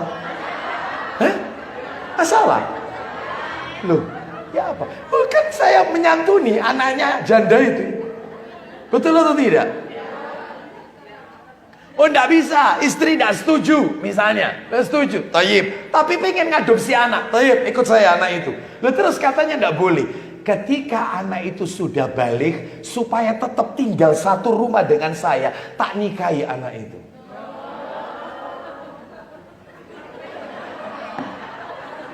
Ada masalah? Ada masalah? Nggak masalah kan? Istri nggak setuju, nggak setuju. Ya sudah, kalau nggak setuju, kita adopsi sampai akil balik, rumah-rumah kan sendiri. Bisa no ya, bisa. Kau nambah duduk mahram, bisa. Nah, bisa rumah-rumah sendiri. Tapi tetap kita suplai terus kebutuhannya sampai kita nikahkan. Tapi nggak satu rumah dengan saya. Bisa dipahami sampai di sini? Yaitu adopsi anak yang benar itu begitu. Ya, baik. Kembali mana dalilnya? Orang itu kalau menisbatkan nama bapaknya, menisbatkan nasabnya bukan kepada bapak kandungnya, itu nggak dapat bau surga. Dalilnya Sahih Targhib, ayo jilid 4. Jilid 4 cepet dikit. Sahih Targhib jilid 4, nomornya 1988. 1988. 1988. Ayo, jilid 4, 1988. Dari Abdullah bin Amr radhiyallahu an, dia menuturkan, Ya. Rasulullah sallallahu alaihi wasallam telah bersabda, Isinya, barang siapa yang mengaku atau sebagai seorang anak kepada selain ayahnya, nah terus, niscaya dia tidak akan mencium aroma surga. sedangkan Padahal sesungguhnya aroma surga itu benar-benar dapat dirasakan dari jarak 70 tahun atau perjalanan 70 tahun. Duh bu, 70 tahun. Itu jadi sabdanya Nabi SAW, yaitu beliau SAW bersabda, manidda'a ila ghairi abihi lam yara raihatal jannah. Barang siapa yang mengaku sebagai seorang anak kepada selain bapaknya, jadi dinisbatkan bin sama bintinya itu bukan bapak kandungnya, tapi bapak orang lain, bapak adopsi, niscaya dia tidak akan mencium aroma surga. Termasuk kasus wanita menikah, di belakang namanya itu bukan nama bapaknya, nama suami. Nggak boleh, jangan ya. Baik, itu yang nomor 1. Nomor 2, yang tidak dapat mencium aroma surga. Nomor 2 adalah, ya nomor 2. Yang nomor 2, tadi sudah ibu-ibu tulis, menuntut ilmu untuk kepentingan duniawi. Ibu-ibu sudah tulis tadi, menuntut ilmu untuk kepentingan duniawi. Itu nggak dapat bau surga. Ayo, masih ingat dalilnya di mana tadi? Sahih Targhib nomor berapa tadi? Loh, yang mana? Yang tadi itu loh. Ya, nuntut ilmu untuk berdagang misalnya. 105, betul. Sahih Targhib wa Tarhib nomor 105. Yang tadi sebelumnya panjenengan tulis, akibat orang kalau tidak ikhlas. Masih ingat? Masih ya? Masih ada catatannya ya? Baik, terus sekarang yang nomor berapa? 3. Nomor 3. Orang yang tidak dapat mencium bau surga, nomor 3 adalah orang yang membunuh kafir mu'ahad. Orang yang membunuh kafir mu'ahad, terus koma ya, maksudnya kafir mu'ahad, terus kafir dhimmi. Saya ulang, orang yang membunuh kafir mu'ahad, koma, kafir dhimmi, D-Z-I-M-M-I, zimmi, kalau ditulis Latin, zimmi, dan kafir musta'man. Diingat-ingat bu, orang kafir itu ada 4. Orang kafir, jenis model orang kafir itu ada 4. Diingat-ingat, ujian keluar. Yang pertama kafir apa? Mu'ahad. Nomor 2 kafir apa yang panjenengan tulis? Zimmi. Nomor 3 kafir apa? Yang nomor 4. Jangan ditulis nomor 4 ini. Yang penting ibu-ibu tahu. Yang tidak boleh itu, yang dibunuh itu yang tidak boleh 1 sampai 3. Lah yang nomor 4 ini boleh dibunuh. Nomor 4 ini siapa itu? Kafir harbi. Siapa sih Ustadz orang-orang kafir ini Ustadz? Nomor 1 sampai nomor 3, mu'ahad, zimmi, musta'man, itu orang kafir yang mau hidup damai sama kita, baik sama kita. Suka ngasih hadiah kita, suka nyapa kita. Tetangga panjenengan, kalau tinggal di perumahan kan tidak semuanya muslim, ada yang non muslim juga. Mereka kalau ngadakan acara kita diundang, kita lewat dia nyapa, pagi pak, gitu ya, nyapa. Itu nggak boleh diganggu itu, nggak boleh, jangan. Terikat perjanjian damai dengan kita. Dia tidak memusuhi kita, dia tidak memurtadkan kita, dia tidak membakar masjid-masjidnya orang Islam, enggak. Dia tidak memurtadkan orang Islam, enggak. Baik sama kita, baik, baik. Bahkan kita sakit dijenguk sama dia. Oh, itu kalau diganggu, kita nggak dapat bau surga. Jangan ganggu mereka, nyakiti, jangan, mendolimi, jangan. Tapi kalau kafir harbi yang nomor 4, orang kafir yang membantai orang Islam, seperti kasus Rohingya, ini Serbia, mereka membantai anak-anak kecil. Ya, anak-anak kecil dimasukkan ke mesin penggilingan, wanita diperkosa semuanya, seperti itu. Sehingga banyak wanita hamil tanpa kenal siapa bapaknya. Wah, ini jelas seperti kasus Tolikara di negeri kita. Masjid dibakar, pondok dibakar. Wah, jelas ini. Tapi kita tidak boleh semena-mena, yaitu menghancurkan mereka kecuali bersama ulil amri. Kita punya pemerintah, laporkan kepada ulil amri, biar mereka, pemerintah, pemimpin kita yang akan mengingatkan mereka atau menghukum mereka. Itu. Ya, jadi kafir harbi jelas ya, seperti itu. Memusuhi orang Islam, memurtadkan, membantai orang Islam, itu jahat, itu kafir harbi. Lah yang 1 sampai 3 dia tidak jahat sama kita, nggak boleh diganggu. Mana dalilnya? Tulis Sahih Targhib wa Tarhib, nomornya 2452 2452 2452. Ayo dibaca. Jilid 4 tetap 2452. Cepat dikit, 2452. An Abdullah ibni Amr al-As radhiyallahu anhuma qala Rasulullah sallallahu alaihi wasallam, man qatala muahadan lam yarah raihatal jannah wa inna rihaha tujadu min masirati arba'ina aman. Ini beda lagi redaksinya. Kalau tadi 70 tahun, ini 40 tahun. Silakan baca.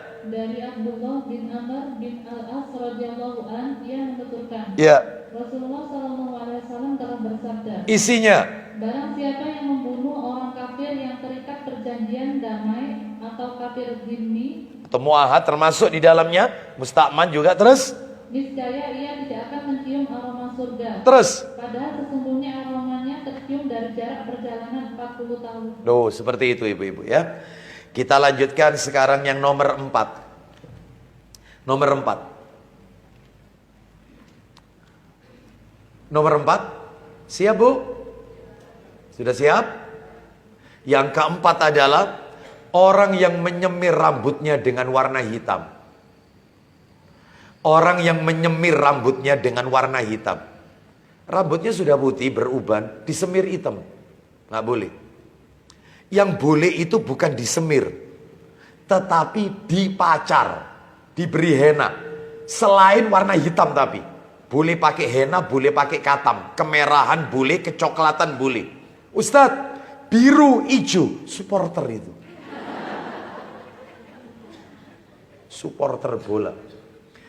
Ya henna boleh, pakai henna atau katam. Ya, jangan disemir warna hitam, nggak dapat bau surga. Ustadz, rambut putih tidak nyaman. Iya, tidak nyaman. Jangan dicabut. Jangan. Kita lihat ini. Jangan mencabut uban. Jangan. Satu rambut uban itu bisa melunturkan satu dosa dan memberikan cahaya di hari kiamat. Tambah banyak ubannya, tambah bagus. Kelihatan tua Ustadz, tidak nyaman. Ya, tidak apa-apa. Diberi warna lain. Kecoklatan, kemerahan. Bagus. Seperti itu. Jenggot. Kalau sudah putih ya, sudah putih diberi warna lain, merah ya atau coklat. Boleh. Ya. Seperti itu, ya.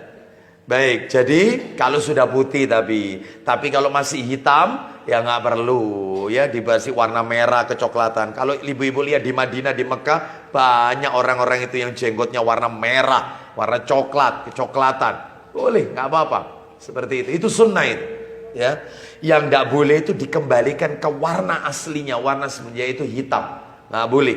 Tidak dapat mencium aroma wanginya surga. Jangan dicabut. Ini malah nyuruh anaknya 1.500. Ya. Jangan. Dalil. Silakan Sahih Targhib wa Tarhib nomor 2097. 2097. 2097. Ayo baca dari Abdullah bin Abbas radhiyallahu anhuma.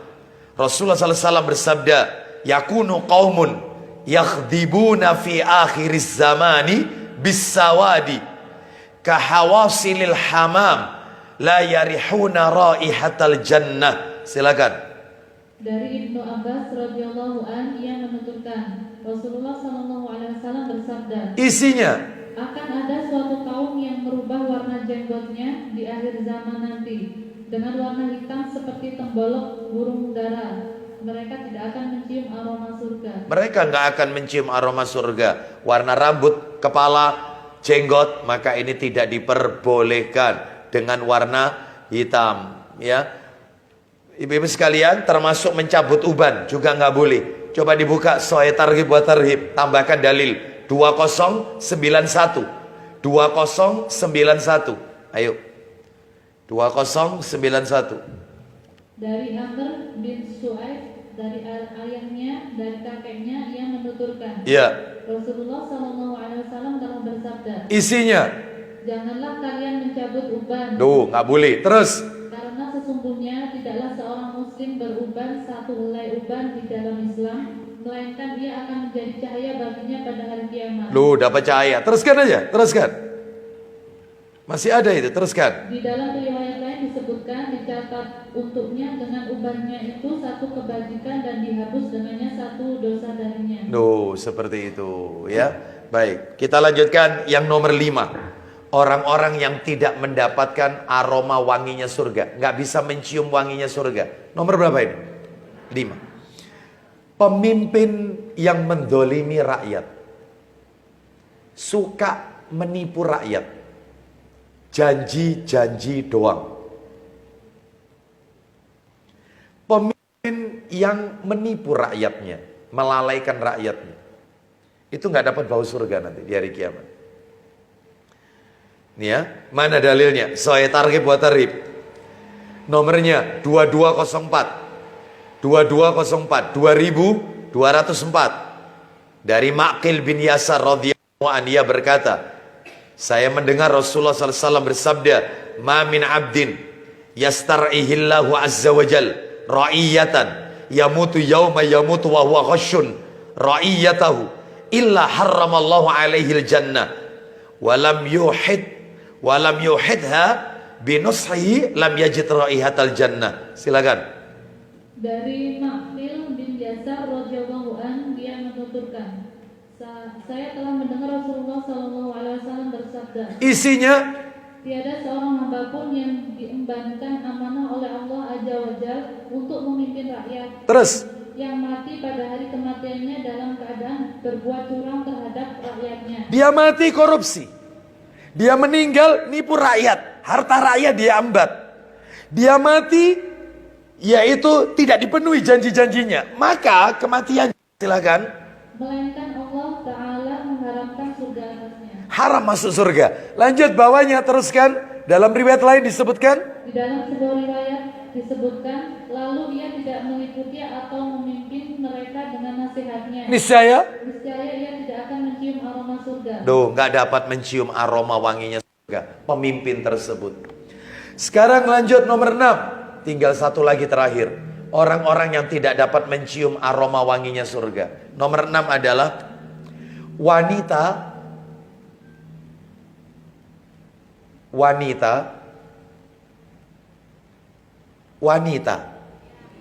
Nah, ya. Wanita yang meminta cerai tanpa sebab yang syar'i. Wanita yang meminta cerai tanpa sebab yang syar'i. Kecuali kalau alasannya dibenarkan, Bu. Kalau alasannya tidak dibenarkan oleh syariat, nggak boleh. Contoh Ustadz, alasan yang dibenarkan, wanita boleh melakukan khulu, menggugat suaminya. Bahkan mungkin menggugatnya pakai bahasa sindiran, majas. Aku ndak kuat hidup sama kamu sudah. Wis pulangkan aku ke rumah orang tuaku, wis balik no aku. Nah, itu sindiran. Sindiran itu. Aku tak mundur. Nah, itu sindiran. Berarti dia minta dicerai. Ada yang tegas, ceraikan saya, pegatan. Nah, itu jelas, sorry. Bahasa cerai sorry, tegas. Ada yang tidak tegas, sindiran. Pulangkan saya ke rumah orang tuaku. Sudah, wis ngene lho Mas, wis ngene wis. Awak dhewe wis kakak adik, mari kon tak anggap kakakku, aku anggap adik. Sindiran, majas, sindiran. Itu alasannya dibenarkan kalau disyariatkan. Contoh, suami tidak sholat, meyakini sholat tidak wajib, gugur pernikahan. Jelas ini. Cuman kalau suaminya kadang sholat, kadang tidak, beda Bu urusannya. Jangan minta cerai. Berarti dia butuh bimbingan. Ini kalau jelas-jelas tidak mau sholat, bahkan mengingkari kewajiban sholat. Sholat tidak wajib, aku mau sholat. Islam KTP abangan, tidak mau sholat. Gugur, nggak boleh dijima. Wanita itu nggak boleh dijima. Bahkan wanita boleh ngasih syarat kepada suaminya, aku mau melayani kamu asal kamu sholat. Kalau kamu tidak sholat, aku tidak mau melayani kamu. Lu aku gawein kopi, tak gawein sholat di sini. Boleh? Iya, boleh. Dan itu tidak berdosa wanita itu. Kenapa? Karena tidak ada ketaatan seorang hamba kepada makhluk, kecuali makhluk itu taat sama Allah. Sedangkan dia tidak taat sama Allah, nggak sholat, kepalanya tidak mau sujud sama Allah, maka tidak boleh dilayani. Bahkan disentuh, dijima, haram. Karena laki-laki tidak sholat sengaja, kafir. Sepakat ulama, sepakat, kafir. Hati-hati. Satu, dia tidak sholat, bahkan mengingkari kewajiban sholat. Ingkar lo ya, ingkar. Kecuali aku tahu sholat itu rukun Islam. Iya, rukun Islam nomor 2. Aku sholat itu wajib. Cuman aku ini bajuku alasannya macam-macam. Lain soal, jangan minta cerai. Berarti butuh bimbingan. Caranya gimana Ustaz? Caranya bimbing suami yang kayak begini. Ya caranya cari waktunya dia yang apa itu dia longgar, lagi enak, bercengkrama dengan anak-anak, lagi santai, lagi bercanda, lagi bergaul. Masuk di situ. Aku bersyukur sama Allah. Allah memberikan suami seperti kamu. Aku bersyukur sama Allah. Dan aku lebih bersyukur kalau kamu sholat, Mas. Nah, masuknya di situ. Itu. Jangan kemudian suami pulang kerja, kok nih gak sholat neraka. Waduh. Belum pulang kerja neraka ini. Bahaya ini ya. Jangan Bu, pelan-pelan. Yang kedua caranya, tolong cari siapa orang yang paling ditakuti oleh suami. Ternyata pamannya ditelepon. Jangan lapor, jangan. Paman, mbok datang ke rumah paman disambangi omaku. Ya, begitu pamannya datang, sholat dia. Waduh. Mas, gak sholat? Yo. Nek bisa paman sering-sering kesini paman. Itu nomor 2. Nomor 3, letakkan buku-buku tentang ancaman neraka bagi orang yang tidak sholat atau artikel di tempat dia biasa ngambil sesuatu di situ. Misalnya, naruh kontaknya di situ, letakkan buku itu di sampingnya kontak. Jadi begitu dia, ini kunciku. Ya kayak doa biasa ya Mas, ngedukure lemari. Dia ambil. Neraka sakor. Waduh, nanti ngambil apa gitu, piring atau apa di situ, sholatlah. Gampang. Gak usah pakai ini, gak usah. Sabar, tahan. Sebab ada suami itu egois, gak bisa dituturi. Ada. Sabar. Kalau semua cara-cara itu sudah dilakukan semua, mentok, tetap gak sholat, selesai. Jalan terakhir, tegesi. Kamu mau sholat apa enggak? Saya enggak bisa kau jima kalau kamu enggak sholat. Ya, ini nomor 1. Yang kedua, KDRT, kekerasan dalam rumah tangga. Jelas ini. Yang ketiga, menggantung istri. Jadi enggak cinta. Jadi dinikahi tapi ya sampai wanita ini merasa saya ini menikah Ustadz Seperti saya ini tidak punya suami. Nikah tapi kayak tidak punya suami. Suaminya dingin, ya, nggak bisa diajak ngomong, ya. Terus kemudian tidak bisa hangat dalam rumah tangga dan seterusnya. Jadi seperti kayak tidak bersuami. Punya suami, saya kayak tidak punya suami. Digantung. Ya, maka itu harus ditanya kejelasannya. Sebenarnya aku ini kau apa sih? Kau anggap apa? Seperti itu. Tanya apa salahku, di mana kekuranganku dan seterusnya. Nomor 3, tidak ada rasa cinta. Yang keempat, suaminya terkena penyakit, sakit, nggak bisa menjalankan kewajiban. Kecuali istrinya mau sabar, wis gak apa-apa, pingin delek pahala. Mungkin sholat saya selama ini tidak diterima, tapi mudah-mudahan dengan saya ngerawat suami, bakti saya, mungkin ini jalan diterimanya amalan saya. Tak tunggonon, nah tidak apa-apa, sabar. Tapi kalau dia tidak sabar, maka dia punya hak, apalagi dia masih muda. Ya, wis mas, wis pegel aku ngerawat kau nih pegel wis. Ya Allah, berikan aku ganti yang lebih baik lagi ya Allah. Itu di sampingnya suami itu ya. Gemeter suami. Ya, kok bisanya berikan aku ganti yang lebih baik di sampingnya suami? Ya, seperti itu. Enggak apa-apa. Ya, artinya dia punya hak. Kalau enggak sabar, gitu loh. Tapi kalau sabar, masya Allah, ladang pahala besar untuk ibu-ibu. Terus apalagi Ustadz, boleh menggugat suami kalau suaminya itu terkena maksiat dan dia bergelimang sama maksiat. Minum, suka mabuk, judi, tidak mari-mari, judi bola, judi online. Terus, nih ya, boleh yang seperti ini, dolim. Terus kemudian, seorang suami yang dia suka berselingkuh. Selingkuh pertama ketahuan sama istrinya dimaafkan. Ya, sudah. Selingkuh kedua, dan selingkuhnya itu bukan hanya sekedar chatting-chattingan, sampai melakukan hal-hal yang dosa.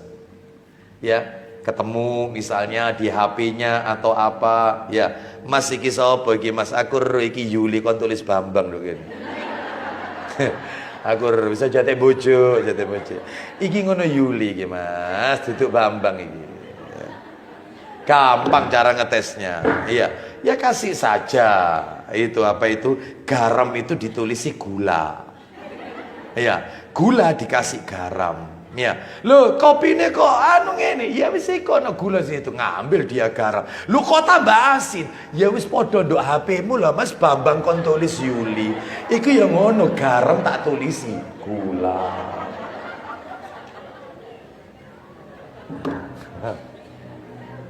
Iya. Istri sudah setia, sudah melayani 24 jam. Kok bisanya dia seperti itu? Ya, selingkuh, chattingan sama perempuan, ya, dan seterusnya. Haram, nggak boleh. Ya, qadarullah, masya Allah. Mudah-mudahan banyak ibu-ibu seperti ibu ini, alhamdulillah. Qadarullah, takdir. Menerima apa adanya, masya Allah. Kita lanjutkan, ya, seperti itu. Nah, terus apa lagi? Di antaranya adalah seorang suami, ya, seorang suami yang tidak memberikan nafkah kepada istrinya. Ya, jadi dia tidak mau kerja dan seterusnya, ya.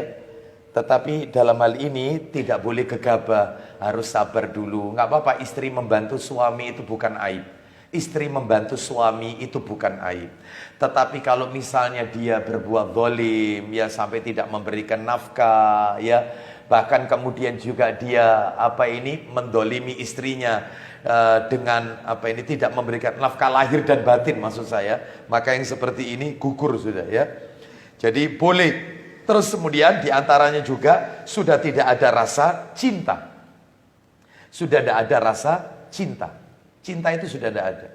Makanya saya kalau dilapori, itu sering kali permasalahan rumah tangga masuk ke saya, itu, ya Pak Ustadz, saya ini sebagai istri ini, Ustadz saya kalau tidak lihat anak, Ustadz tak tinggal saya, Ustadz begini macam-macam. Saya itu jadi pendengar yang baik. Selesai, saya bilang, selesai. Saya cuma tanya satu aja. Anda masih cinta enggak sama dia? Anda masih cinta apa enggak sama dia? Bingung dia. Enggak Ustaz, saya enggak cinta. Selesai, buat apa Anda pertahankan?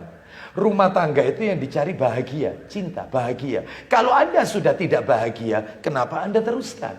Selesai. Seperti itu. Simpel aja. Kenapa Anda bertahan dengan kedoliman suami seperti ini? Anda jangan mikirkan anak. Anak rezekinya ditulis sama Allah Azza wa Jalla. Kenapa Anda mau nunggoni laki-laki model kayak begini? Kalau Anda tidak bahagia. Tapi kalau Anda masih cinta, sabar. Belajar sabar seperti Asia. Istrinya Fir'aun. Fir'aun raja kafir. Asia sabar. Kok Anda tidak belajar seperti Asia? Tapi kalau Anda sudah tidak bahagia, lepaskan. Ada apa Anda teruskan? Betul tidak Bu? Tidak. Selesai. Ya. Hanya itu aja. Ya, baik. Jadi intinya rumah tangga itu yang dicari apa? Bahagia. Ya, baik. Kita lanjutkan. Mana dalilnya wanita yang menggugat suami nggak dapat bau surga? Dalilnya adalah Sahih Targhib wa Tarhib nomor 2018 2018. 2018. Ya. Silakan ayo dibaca 2018 dari Tauban, baca Ibu. 2018.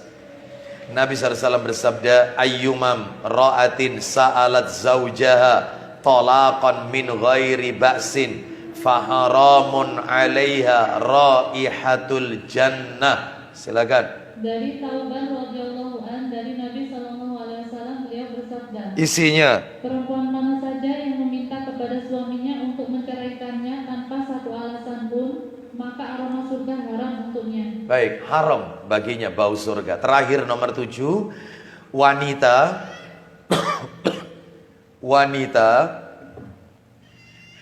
wanita Bu, yang berpakaian tapi seperti bertelanjang. Wanita yang berpakaian tapi seperti bertelanjang. Mungkin pakaiannya terlalu minim, terlalu ketat, tembus pandang, pakaian yang sebagian auratnya terbuka sehingga dapat merangsang kaum pria ajnabi, laki-laki asing, pria asing yang bukan mahramnya. Maka ini nggak boleh ibu-ibu sekalian. Mana dalilnya dan tidak dapat mencium aroma bau surga? Dalilnya Sahih Targhib wa Tarhib nomor 2044. 2044. Dari Abu Hurairah radhiyallahu an, dia berkata, Nabi sallallahu alaihi wasallam bersabda, inna min asyratis sa'ah antadahara thiyabun talbasuha nisaun kasiyatun ariyatun. Silakan. Ya, 2044. Silakan. Dari Abu Hurairah radhiyallahu an, dia menuturkan, Rasulullah sallallahu alaihi wasallam bersabda, Isinya, ada dua golongan dari penghuni neraka yang belum pernah aku lihat. siapa itu? Satu, Yaitu kaum laki-laki yang membawa cambuk seperti ekor sapi. Mereka mencambuk orang-orang dengannya. baik, orang yang berbuat zalim, majikan yang mendolimi bawahannya, disuruh bekerja tapi tidak digaji. Nah itu zalim. Terus nomor 2, Dan kaum wanita yang berpakaian namun terlihat telanjang, seperti apa contohnya? menggoyang-goyangkan pundak mereka lagi berjalan berlenggak-lenggok kepada mereka. Kepala, bukan kepala. Kepala mereka seperti punuk unta yang Tahu maksudnya kepala mereka seperti punuk onta? Ya, terangkat ke atas, jilbabannya itu naik ke atas. Lanjut, saya nggak mau lihat, teruskan. Ayo. mereka tidak akan masuk surga dan tidak akan mencium aromanya, padahal sesungguhnya aroma surga itu tercium dari jarak perjalanan sekian dan sekian. Baik, sangat jauh maksudnya. Wallahu a'lam bishawab. Itulah 7 orang yang tidak mendapatkan aroma wanginya surga. Bu, tinggal satu materi lagi. Apa Bu itu di situ? Tips ya. Kiat-kiat ya. Insya Allah nanti berikutnya saja saya tambahkan materi nanti yang pembatal amal nomor 4. Insya Allah mendustakan takdir. Jadi saya tambahkan saja nanti sama bulan depan sekalian. Wallahu a'lam wa bishawab ya. Demikian ibu-ibu, mohon maaf karena saya masih ada amanah yang harus kami tunaikan pada hari ini. Saya cukupkan sampai di sini dulu. Mudah-mudahan kita menjadi hamba-hamba Allah yang ikhlas. Mudah-mudahan Allah melindungi kita dari berbagai makar, syubhat, fitnah syahwat dan fitnah syubhat. Dan mudah-mudahan Allah jadikan kita orang-orang yang istiqomah dalam ketaatan kepada Allah dan Rasulnya sallallahu alaihi wasallam. Mudah-mudahan juga Allah jadikan rumah tangga kita sakinah, mawaddah, warahmah. Kita tutup wassallallahu ala nabiyyina wa ala alihi washabihi wasallam. Subhanakallahumma wa bihamdika asyhadu an la ilaha illa anta astaghfiruka wa atubu ilaik. Wa akhiru da'wana anil hamdulillahi rabbil alamin. Assalamualaikum warahmatullahi wabarakatuh.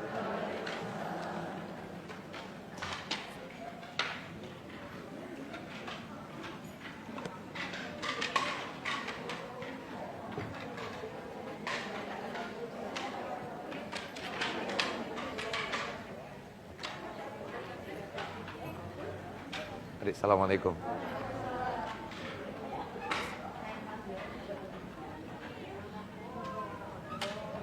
Iya. Nggak ikut.